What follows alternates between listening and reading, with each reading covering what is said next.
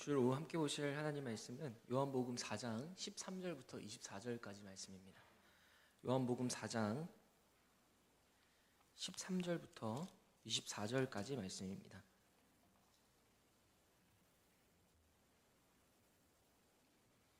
우리 말씀을 한 절씩 함께 교독하도록 하겠습니다.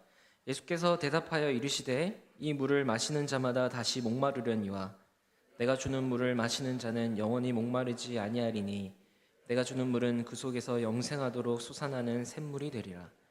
여자가 이르되 주여 그런 물을 내게 주사 목마르지도 않고 또 여기 물을 기르러 오지도 않게 하옵소서. 이르시되 가서 내 남편을 불러오라.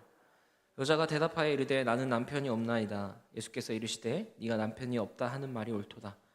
너에게 남편 5이 있었고 지금 있는 자도 내 남편이 아니니 내 말이 참되도다. 여자가 이르되 주여 내가 보니 선지자로소이다. 우리 조상들은 이 산에서 예배하였는데 당신들의 말은 예배할 곳이 예루살렘에 있다 하더이다. 예수께서 이르시되 여자여 내 말을 믿으라. 이 산에서도 말고 예루살렘에서도 말고 너희가 아버지께 예배할 때가 이르리라. 너희는 알지 못하는 것을 예배하고 우리는 아는 것을 예배하노니 이는 구원이 유대인에게서 남이라. 아버지께서 참되게 예배하는 자들은 영과 진리로 예배할 때가 오나니 곧 이때라. 아버지께서는 자기에게 이렇게 예배하는 자들을 찾으시느니라. 하나님은 영이시니 예배하는 자가 영과 진리로 예배할지니라. 아멘. 2023년 한국보건사회연구원의 조사에 따르면 우리나라 국민의 4명 중에 1명이 심각한 외로움을 겪고 있다라고 합니다. 그럼 혹시 가장 외로움을 많이 겪고 있는 세대가 어느 세대인 줄 아십니까? 중년 세대일까요? 아니면 노년 세대일까요? 이 조사에 따르면 20대였습니다. 35.6%로 19세부터 29세까지가 가장 외로워하고 있다라는 보고였어요. 너무 충격적이죠. 가장 이렇게 친구들과의 시간을 많이 보내고 또 SNS로 자신의 삶을 또 소통도 하는 그런 이 젊은이들이 제일 외로움을 많이 느낀다라는 겁니다. 일본 작가 무라카미 하루키는 상실의 시대라고 하는 책에서 현대인의 고독을 이렇게 표현했어요. 사람은 외로움을 느끼면 느낄수록 더욱 깊이 외로워진다. 마치 눈덩이처럼 외로움은 굴러가면서 점점 더 커진다. 그러니까 이 외로움이라는 게 그냥 가만히 있지 않고 눈덩이처럼 우리의 마음을 잠식시킨다는 거예요. 점점 커져간다는 겁니다. 여러분, 오늘날 우리는 그 어느 때보다 분주하고 바쁜 시대, 열심히 살아가는 시대죠. 이른 새벽부터 늦은 밤까지 하루하루가 정말 쏜살같이 어떻게 지나가는지도 모를 정도로 바쁘게 살아갑니다. 그런데 그런 현대인들이 막상 그 삶의 자리는 더 깊은 고독, 우울감, 외로움이 자리 잡고 있다. 그것이 우리의 현실이더라라는 거예요. 여러분, 그런데 이것이 요즘 우리만의 이야기는 아닌 것 같습니다. 성경은 또 다른 외로움에 처한 한 사람의 이야기를 우리에게 오늘 들려줘요. 바로 사마리아 성에 사는 한 여인입니다. 수가성 여인이라고 하죠. 우리 먼저 오늘 본문을 보기 위해서 우리 4장 13절부터 읽었는데 앞부분 약간 배경을 좀 설명을 하면요. 요한복음 4장 3절에서 4절을 한번 우리 같이 한번 읽어보실까요? 유대를 떠나서 다시 갈릴리로 가실새 사마리아를 통과하여야 하겠는지라. 이 오늘 본문 바로 앞장 요한복음 3장에서는 예수님이 니고데모를 만났습니다. 그래서 그 예수님이 니고데모를 만난 장소는 유대 땅이었으니까 이제 예수님은 다시 갈릴리로 가는 것이 목적지였습니다. 여러분, 이스라엘 지도를 보면 유대라고 하는 지역은 남쪽 지방입니다. 근데 갈릴리는 저 북쪽 지방이에요. 옆에 화면에도 살짝 나오긴 하는데 글자는 잘 안 보이시죠? 저 밑에 빨간 동그라미가 예루살렘에 있는 유대고요. 저 위에 있는 동그라미가 갈릴리입니다. 그럼 그 사이에 파란 동그라미 뭐가 있느냐? 사마리아 땅이 있어요. 그래서 유대에서 갈릴리로 갈 때 어디를 통과하는 게 제일 빠르냐?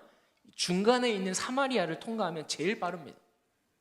근데 유대인들이 예루살렘과 갈릴리를 왕래할 때 이 사마리아를 통과하지 않고요. 아까 지도에 보시면 예루살렘에서 여리고로 쭉 내려가면 베단이라는 곳이 있어요. 거기서 요단강을 한번 건넙니다. 요단강 동편으로 가는 거죠. 그리고 그 동편으로 쭉 올라갔다가 이 벳산이라는 곳에서 다시 요단강을 건너요. 그리고 갈릴리로 들어갔습니다. 그러니까 삥 둘러서 간 거예요, 이렇게. 그러니까 왜 유대인들은 이 사마리아를 지나치지 않았냐? 왜 이렇게 삥 둘러서 갔느냐? 바로 BC 722년 북이스라엘의 수도였던 사마리아가 아수르에 의해서 함락이 됩니다. 근데 그 당시 아수르의 정책이 뭐였냐면 혼혈 정책이었어요. 이 사마리아에 수많은 이방인들을 이주시켜가지고 거기 남은 이스라엘 사람과 이방인들을 이제 새롭게 거주하러 온 이방인들 간의 이 혼합이 이루어진 거죠. 그러니까 유대인들은 여러분 아브라함의 혈통, 굉장히 프라이드 강하지 않습니까? 아브라함의 자손, 우리는 하나님 택한 선민 사상, 백성. 그러니까 이 혈통이 섞이는 게 너무 싫은 거예요. 이거는 거의 민족 배반자로 보는 거예요. 그래서 너무너무 극혐하고 싫어했어요. 그래서 이 사마리아 땅을 들리지 않았는데 오늘 예수님은 굳이 사마리아를 들리셨습니다. 아까 4절에 보면은 사마리아를 통과하여야 하겠는지라. 이게 영어로 보면은 must예요. 반드시 뭐뭐 해야 된다. 반드시 사마리아를 통과하여야 한다라고 예수님의 의지가 담겨있는 발걸음이었다라는 거죠. 예수님은 아마 사마리아에서 하고자 하시는 일이 있었을 것 같아요. 분명한 목적, 분명한 의도를 가지고 뜻을 정하셔서 사마리아로 들어가신 겁니다. 여러분 같이 따라가는 이 제자들 한번 생각해 보세요. 예수님 큰일 났는데 사마리아 땅을 지나 막 난리 나지 않았을까요? 여러분 누군가를 만나기 위해 의도적으로 지금 들어가셨는데 누구를 만나기 위함입니까? 이 사마리아 여인이에요. 사연 많고 상처 많은 이 한 여인을 만나기 위해서 예수님은 의도적으로 사마리아를 들리셨습니다. 그래서 사마리아에 있는 수가라는 동네에 이르셨는데 너무 피곤하셨는지 우물 곁에 털썩 주저앉았어요. 그리고 그때 마침 이 우물가로 그 여인이 걸어옵니다. 우리 요한복음 4장 7절 말씀인데 한번 같이 읽어보실까요? 4장 7절입니다. 사마리아 여자 한 사람이 물을 기르러 왔음에 예수께서 물을 좀 달라 하시니. 저는 여기서 주목하고 싶은 거는 사마리아 여자 한 사람이 물을 기르러 왔대요. 여러분 고대 사회에서 보통 우물에 물을 기르러 갈 때는요 혼자 가지 않습니다. 이 서너 명이 함께 가요. 보통 3, 4, 5 모여가지고 서로 물동이 있는 것을 도와주기도 하고 여럿이 이렇게 갔는데 이 여인은 지금 혼자 온 겁니다. 왜요? 늘 외롭게 혼자 있는 것이 일상이었기 때문에. 아무도 자기를 반겨주지 않으니까. 그런데 딱 혼자 왔는데 거기에 마침 한 남자가 앉아 있어요. 딱 봐도 사마리아 사람이 아니라 유대인입니다. 멀리서 보면 저기 남자가 있을 리가 없는데 막 보는데 사마리아 사람이 아니라 유대인이에요. 저 사람 도대체 뭐지? 왜 유대인이 저기 있지? 그런데 갑자기 그 유대인 남자가 말을 걸어와요. 자기한테 물을 좀 주시오. 보통 유대인들은 상종하지도 않는데 여기 있는 것도 이상하고 나에게 거기다 말까지 거니까 너무너무 놀라서 묻습니다. 아니 당신은 유대인인데 왜 사마리아 여자인 나에게 물을 달라고 하십니까? 어떻게 말을 걸고 있는 겁니까? 라고 묻는 거죠. 그러자 예수님이 이렇게 대답하세요. 네가 만약 지금 너에게 물을 달라고 하는 이가 누구인지를 알았더라면 네가 나에게 물을 구하였을 거다. 그러면 내가 물을 줬을 것이다. 여기서 물은 구원, 은혜를 얘기하는 거죠. 그죠? 그러면서 예수님이 하시는 말씀이 오늘 본문입니다. 4장 13절에서 14절이에요. 한번 같이 읽어보겠습니다. 이 물을 마시는 자마다 다시 목마르려니와 내가 주는 물을 마시는 자는 영원히 목마르지 아니하리니 내가 주는 물은 그 속에서 영생하도록 솟아나는 샘물이 되니라. 이 물에 있는 물은 마셔도 계속해서 갈증이 찾아오지만 또 다시 목마름이 오지만 내가 주는 물을 마시면 영원히 목마르지 않는다. 그러면서 예수님이 갑자기요 가서 네 남편을 불러오라 라고 말해요. 대뜸 그냥 너무 뜬금없이. 오늘 보면 16절에서 18절이죠. 제가 읽어볼게요. 이르시되 가서 내 남편을 불러오라.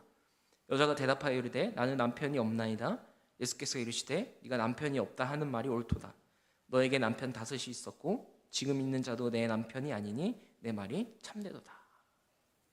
그러니까 지금 예수님은 이 여인의 상황을 다 알고 계셨어요. 여러분 이 여인은 어떤 여인이었습니까? 5번 이혼하고 이제 6번째 남자와 함께 사는데 이 남자와도 온전한 결혼 생활이 아닌 거예요. 여러분 이걸 가지고 몇몇 사람들이 이제 이 여성은 아주 성적으로 문란하다, 방탕하다 뭐 그렇게 얘기를 하는데 사실은 그렇지 않습니다. 이 고대 사회의 배경을 보면요, 지금으로부터 2000년 전에 한번 생각해 보세요. 고대 사회에서 여성이 자기 마음에 안 든다고 남자에게 이혼을 요구할 수 있었을까요? 불가능했어요. 그리고 여성에게 첫 참정권이 주어진 때가 19세기입니다. 그런데 무려 2000년 전에 여성이 이혼하고 싶다고 마음대로 이혼할 수 있었을까요? 상상 못할 일이었어요, 당시에. 그런데 이 여성은 5번이나 가정이 깨어진 경험을 했습니다. 무슨 말이냐? 이 여성은 5번이나 버림을 받은 거예요, 남자한테.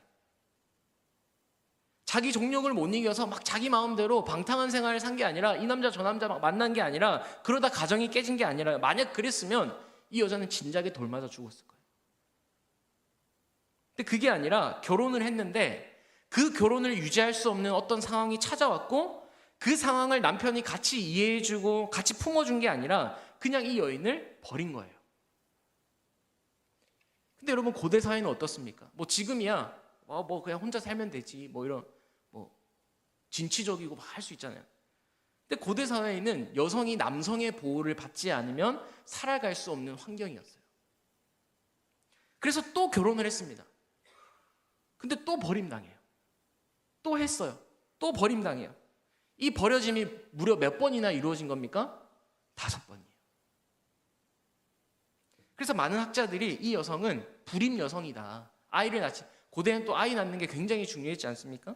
근데 아이를 낳지 못해서 계속해서 남편에게 버림받았고 이혼당했고, 이게 동네에 소문이 퍼지다 보니까 이제는 쓸모없는 여성이 돼서 혼자 우물기르러 나왔다는 거예요. 아무도 자기를 반겨주지 않는 거예요. 여러분, 이 여인의 삶이 어땠을까요? 망가질 대로 망가지고 피폐해질 대로 피폐해졌을 겁니다. 근데 그 자리에 오늘 누가 찾아오세요? 예수님이 찾아오세요. 의도적으로. 그리고 내가 주는 물은 영생하도록 솟아나는 샘물인데, 그 물을 마시는 자는 영원히 목마르지 않아요. 여러분, 이 여자는요, 제가 생각할 때 그냥 꿈이 이거였을 것 같아요. 그냥 평범하게 사는 거였을 것 같아요. 평범한 가정이 이뤄서 그냥 평범한 행복을 누리고 살고 싶었을 거예요. 그런데 늘 버림받아서 항상 채워지지 않는 갈증이 있었어요. 늘 공허하고 외롭고 그 어디에 의지할 사람도 없고. 그런데 어떤 한 유대인 남자가 자신의 과거를 다 알고 있습니다. 평범한 가정, 평범한 행복한 가정을 늘 갈망했지만 이제는 모든 걸 다 포기하려고 했어요, 사실. 그 포기하려던 순간에 오늘 주님이 이 여인에게 찾아오셔서 이렇게 말씀하시는 거예요. 네가 그렇게 갈망하는 거 채워지지 않지. 마셔도 계속 목마르지. 그러나 내가 주는 물은 영원히 목마르지 않을 거야. 여러분, 오늘 예수님은 일부러 이 여인을 만나기 위해서 의도적으로 찾아오셨고, 일부러 이 여인의 상처와 아픔을 꺼내시는 거예요. 왜요? 상처가 곪지 않도록. 그걸 치유해 주셔서 새살이 돋아나도록 하기 위해서 일부러 꺼내시는 거예요. 가서 네 남편을 데리고 오라. 여러분, 예수님은 오늘 이 여인을 치유하고 회복시켜, 그래서 평범한 행복을 찾던 이 여인에게 참 행복, 참 기쁨이 어디 있는지 알려주기 위해서, 그래서 절망의 인생이 아니라 새로운 소망을 품고 주님 안에서 새 생명으로 살아갈 수 있도록 하기 위해서 친히 찾아오셨어요. 그리고 말을 거십니다. 그리고 내가 어떠한 분인지, 영생을 줄 수 있는 분임을 알려주세요. 그리고 이 여인의 상처를 끄집어내십니다. 새살이 돋아나도록 다시 완전히 회복되어서. 여러분, 우리 주님은요, 가장 절망적이고 아무런 희망도 보이지 않는 우리에게 먼저 찾아오셔서 우리의 모든 상처와 아픔을 깨끗이 치유해 주시고 회복시켜 주시는 분임을 믿으시기 바랍니다. 여러분, 아무리 우리의 이 상처와 아픔들 막 여기저기 다른 곳에 막 얘기해도 채워지지 않잖아요. 해결되지 않는데 주님 앞에 나오면, 아니, 주님이 우리에게 먼저 찾아오셔서 그 모든 아픔을 치유하시고 싸매시고 회복시키실 줄 믿습니다. 여러분, 그 주님을 나의 구주로 받아들이고 영접하는 우리가 되었으면 좋겠어요. 이 여인은 이 한 유대인의 남자가 자신의 과거를 다 알고 있자, 이 사람 평범한 사람은 아니다. 단순한 랍비가 아니라 선지자다. 그래서 지금까지 자기 마음속에 있던 가장 궁금한 것을 하나 묻습니다. 19절 20절 말씀인데 같이 한번 읽어보도록 하겠습니다. 여자가 이르되 주여, 내가 보니 선지자로소이다. 우리 조상들은 이 산에서 예배하였는데 당신들의 말은 예배할 곳이 예루살렘에 있다 하더이다. 이 우리 조상들, 그러니까 사마리아인들은 이 산이란 그리심산을 얘기해요. 그리심산에서 예배를 드렸습니다. 왜냐하면 아까 말씀드렸듯이 아수르의 혼혈 정책 때문에 순수 혈통을 잃어버린 이 사마리아인들을요, 유대인들이 받아주질 않았어요. 예루살렘 성전에 가도 이 사마리아인들 들여보내줬을까요? 안 들여보내줬을까요? 매몰차게 그냥 쫓아냈습니다. 그러니까 이 사마리아인들은 자기들만의 예배 초소를 그리심산에 만든 거예요. 근데 이게 또 유대인들 입장에서는 어때요? 하나님의 성전은 예루살렘 성전밖에 없는데 감히 너네들이 또 다른 성전을 만들어? 이 하나님 모독하는 거야. 막 종교적 갈등이 심화되는 겁니다. 완전히 틀어진 거예요. 그러면서 서로가 서로를 향해서 야, 저 예배 가짜야. 우리가 진짜 정통성 있는 예배야. 저건 잘못된 거야. 막 싸우기 시작해요. 그러니까 이 여인은 너무 삶이 곤고하고 외로워서 하나님 앞에 나아가서 예배하고 싶은데, 제사 드리고 싶은데 어디에 가야 진짜 하나님이 계신지 모르는 거예요. 그래서 예수님께 어디에서 예배 드려야 참 예배입니까? 진짜 예배입니까? 여호와 하나님은 어디에 계시는 거예요? 라고 지금 예수님께 자신의 답답한 마음을 토로하면서 묻는 거죠. 그런데 예수님의 답변이 굉장히 의외입니다. 21절에 보시면 이렇게 얘기하세요. 예수께서 이르시되 여자여 내 말을 믿으라. 이 산에서도 말고 예루살렘에서도 말고 너희가 아버지께 예배할 때가 이르리라. 무슨 말입니까? 이제 더 이상 예배의 장소는 중요하지 않다는 거예요. 여러분, 원래 이스라엘 백성들은요, 예배의 장소가 너무너무 중요했습니다. 왜냐하면 신명기 율법에 보면 하나님이 예배의 장소를 딱 지정해 주셨거든요. 어디입니까? 성막, 성전, 언약궤가 있는 곳. 너희들이 가나안 땅에 들어가서 가나안 민족들처럼 아무 곳에서나 제단 쌓지 말고 오직 여호와의 성막에서, 가나안 민족들과 구별되는 오직 한 곳, 하나님이 지정해 주신 곳에서 그 성막에서 제사 드려야 돼. 그래서 여러분, 이스라엘 백성들은 절기 때마다 다 성전 올라가잖아요. 근데 오늘 예수님은 충격적인 얘기를 하시는 거예요. 충격적인 얘기. 그 당시로는 너무 충격적인 얘기인 겁니다. 더 이상 예배의 장소는 본질이 아니야.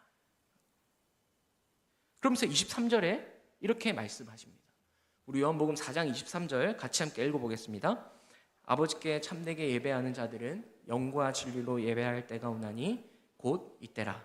아버지께서는 자기에게 이렇게 예배하는 자들을 찾으시느니라. 이 여인은 어디에서 예배 드려야 진짜 예배입니까? 예배의 장소에 대해 질문했는데 예수님의 답변은 뭡니까? 어떻게 드리는지가 중요하다는 거예요. 이제 장소보다는 어떻게 예배 드리는지가 중요해요. 그래서 여기 뭐라고 되어 있습니까? 아버지께 참되게 예배하는 자들은 어떻게 예배한다고요? 영과 진리로 예배해야 된다. 아버지께서는 자기에게 이렇게 영과 진리로 예배하는 자들을 찾으신다라는 거예요. 여러분, 여기 찾는다라는 동사가 아주 재밌는 동사입니다. 이 단어는 단순히 우리가 TV 보려고 막 리모컨을 찾는 막 그 정도의 찾음이 아니에요. 간절하게 온 마음 다해 사력을 다해 찾는 겁니다. 그냥 뭐 적당히 있으면 찾고 없으면 말고의 그런 찾음이 아니라 온 힘을 다해서 찾는 거예요. 전에 제가 이 고등부 애들하고 올해 이제 연초에 샤토스 아이들 찬양팀 아이들하고 회식을 한번 간 적이 있는데, 이 한 아이가 테이블 위에 핸드폰을 딱 올려놓고 이제 음식을 뜨러 갔어요. 그러더니 다른 애가 장난치려고 그 핸드폰을 몰래 숨기더라고요. 그랬더니 얘가 돌아와가지고 자기 폰이 없어졌잖아요. 어떻게 하냐? 밥을 안 먹어요. 그리고 핸드폰을 막 엄청나게, 요새 애들 엄마 핸드폰 중에 모든 게 다 들어있잖아요. 막 마치 금단 증상이 저런 건가 싶을 정도로 밥을 먹지 않고 핸드폰을 막 찾아요. 지금 딱 그거예요. 이 찾는다라는 의미가. 여러분, 이 신약 성경 헬라어에서 예수님이 이 찾는다라는 이 강력한 단어를 쓰신 게 제가 알기로는 이게 처음이에요. 근데 그렇게 간절하게 하나님 아버지가 누군가를 찾는데 누구를 찾는다고요? 영과 진리로 예배하는 예배자를 찾으신다. 이 마지막 시대에 하나님께서는 예배하는 자를 너무나도 간절히 찾으시는데 영과 진리하면서 예배하는 참된 예배자를 그토록 보고 싶으신 거예요. 간절하게. 여러분, 그러면 영과 진리 안에서 예배한다는 게 뭡니까? 사실 영과 진리는 같은 의미예요. 성령 안에서, 진리 안에서, 예수님 안에서. 진리가 로고스, 진리이신 예수님 아닙니까? 말씀이신 예수님. 같은 의미인데, 그러니까 진리 안에서 예배한다는 것은 말씀 안에서, 하나님 말씀 안에서 예배한다는 거고요. 영으로 예배한다는 것은 성령 안에서 예배한다는 거예요. 근데 성령이 진리의 영이시잖아요. 우리를 진리 가운데 이끌어 주시고, 그 진리를 깨닫게 해주시고, 그 진리대로 살아낼 수 있는 힘을 주시는 분이 성령이세요. 진리의 영이세요. 그러니까 사실 영과 진리는 같은 의미입니다. 그러니까 내가 성령 안에서 성령에 의지하여 성령의 인도하심에 따라 성령과 함께 예배드린다면 그곳이 어디가 됐든 하나님이 받으시는 예배가 된다는 거예요. 그러니까 나의 뭔가 종교적 체험, 그런 것들 의지하는 것이 아니라 내가 알고 있는 지식, 내가 지금까지 경험해왔던 예배의 그런 경험들, 그것이 아니라 오직 성령과 진리 안에서 그 말씀의 통치와 다스림 안에서 예배하는 것이 진정한 예배라는 겁니다. 여러분, 우리는 예수님 안에서 예배하고 예수님을 통해 예배해야 됩니다. 많은 사람들이 예배를 장소와 형식에 집중해요. 물론 예배의 의미를 담아내는 형식 중요하죠. 그러니까 뭐 이렇게 좋은 차를 드리려고 해도 이 형식, 그릇 중요하잖아요. 뭐 그릇이 없으면 안 되잖아요. 그 안에 뭘 담느냐가 중요하겠지만 어쨌든 그 형식 중요하고요. 또 우리가 같이 함께 한 몸 된 공동체가 예배 드릴 수 있는 장소 중요합니다. 그러나 그것보다 더 중요한 것은 우리가 예배하는 예배의 대상이 누구인지를 바르게 알고 그 예배의 대상과 내가 어떻게 연결되어 있느냐 하는 거예요. 아무리 화려하고 멋진 예배당에서 잘 짜여진 순서에 근거해서 예배한다고 해도 그 안에서 내가 하나님과 그 관계, 그죠? 내가 어떻게 연결돼? 내가 하나님 안에 있고 하나님 안에 나의 모든 것이 있고 그 하나님을 내가 진정으로 만나지 못한다면 그것은 온전한 예배라고 할 수 없다라는 겁니다. 이사야 1장에 보면 이런 말씀이 있어요. 이사야 1장 11절부터 13절 말씀을 함께 같이 읽어보겠습니다. 여호와께서 말씀하시되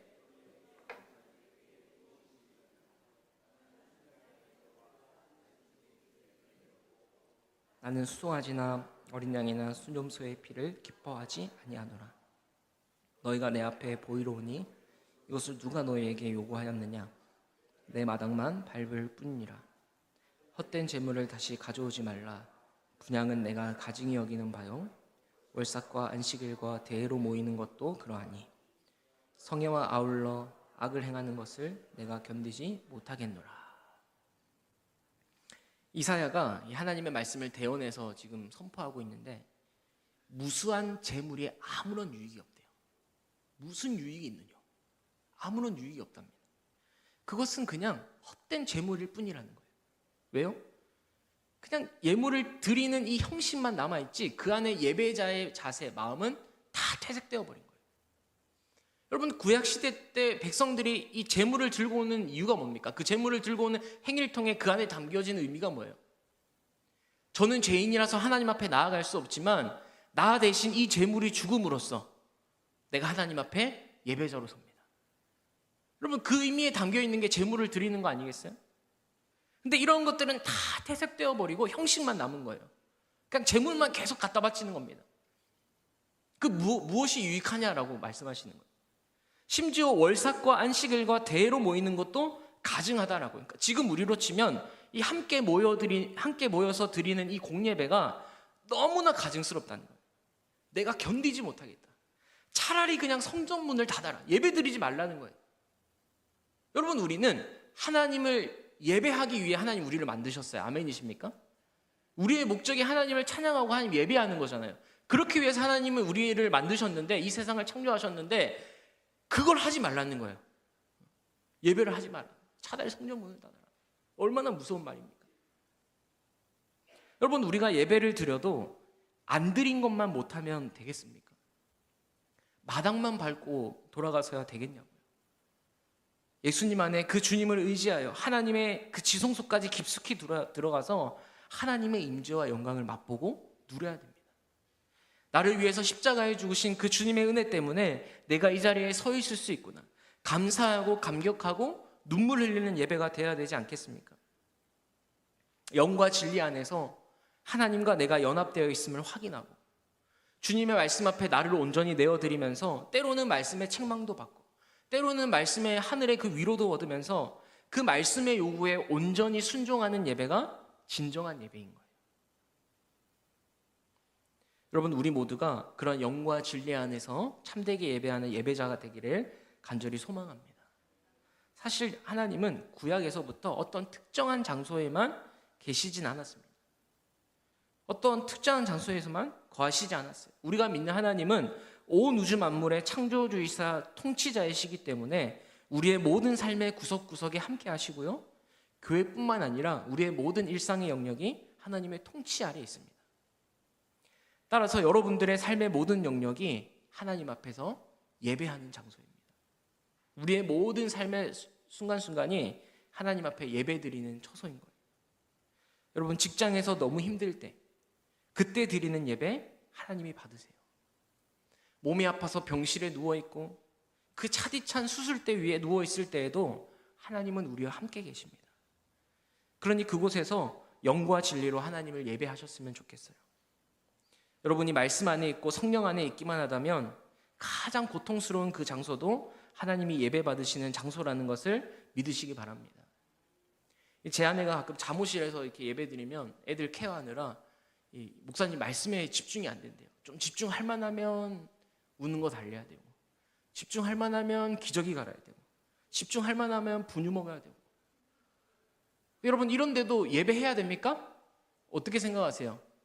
당연히 해야 됩니다. 왜 그렇습니까? 거기가 삶의 예배가 드려지는 장소이기 때문에 그래요. 하나님이 주신 생명을 키우고 생명을 위해 헌신하는 그것이 그 자체가 예배인 겁니다. 그러니까 예배와 살면 떨어질 수가 없는 거예요, 사실. 여러분, 우리 주일 예배 때마다 사회 보시는 목사님께서 하나님은 영이시니 예배하는 자가 영과 진리로 예배할지니라, 이 예배로의 부름을 선언하지 않습니까? 그때 그냥 익숙함에 젖어서 흘려듣지 마시고 그 선언을 들으면서 내가 오늘도 하나님 앞에 온전한 예배자로 서야겠다. 하나님이 간절히 찾으시는 그 예배자가 제가 되기를 소원합니다라는 마음으로 예배의 첫 문을 여셨으면 좋겠어요. 그러면 하나님께서 우리의 예배를 더 주목하시지 않겠어요? 여러분, 새로 시작하는 이번 한 주도, 특히 이 설 명절을 보내는 이 연휴 기간도 내가 어디에 있든 무엇을 하든 하나님만을 높이는 참된 예배자로 살아가는 우리 대길교회 성도님들 되시길 주님의 이름으로 축복합니다. 기도하겠습니다. 하나님, 감사합니다. 우리의 이 연약함, 또 이 상처와 슬픔, 그 모든 것을 싸매시고 고치시고 회복시키시기 위해 지금도 우리에게 찾아오셔서 어루움 안겨주시고 또 따뜻하게 안아주심에 참으로 감사합니다. 하나님, 우리가 그 사랑, 그 하나님의 은혜를 누린 자로서 나아가 삶 속에서 하나님을 예배하는 예배자로 살게 하시고 영과 진리 안에서 주님만 높일 수 있는, 주님만 찬양하고 주님의 이름만 높이 드러낼 수 있는 그런 우리 대길교회 될 수 있도록 인도하여 주시옵소서. 설 명절 오고 가온 그 모든 안전길 주님 지켜주시고 함께하여 주셔서 우리를 통해 예수님의 이름만 드러나고 예수님의 향기가 전해질 수 있는 우리 대길교회 성도님들 될 수 있도록 인도하여 주시옵소서. 예수님 이름으로 기도합니다. 아멘.